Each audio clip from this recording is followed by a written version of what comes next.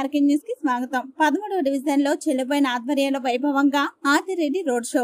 స్థానిక 13వ డివిజన్ లో బీసీ నాయకులు చెల్లుబోయిన సూర్యనారాయణమూర్తి ఆధ్వర్యంలో రాజమహేంద్రవరం సిటీ నియోజకవర్గ టీడీపీ జనసేన బీజేపీ కూటమి ఎమ్మెల్యే అభ్యర్థి ఆదిరెడ్డి శ్రీనివాస్ రోడ్ షో జరిగింది.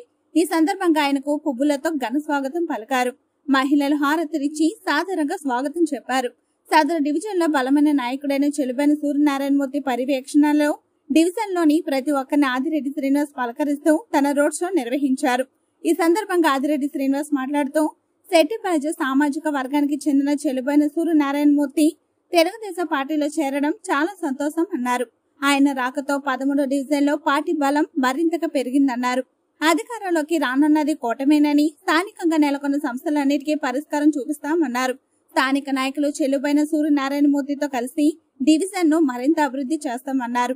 చెల్లుబోయిన సూర్యనారాయణమూర్తి మాట్లాడుతూ రాష్ట్ర అభివృద్ధి చంద్రబాబు, నగర అభివృద్ధి ఆదిరెడ్డి శ్రీనివాస్ తోనే జరుగుతుందన్నారు.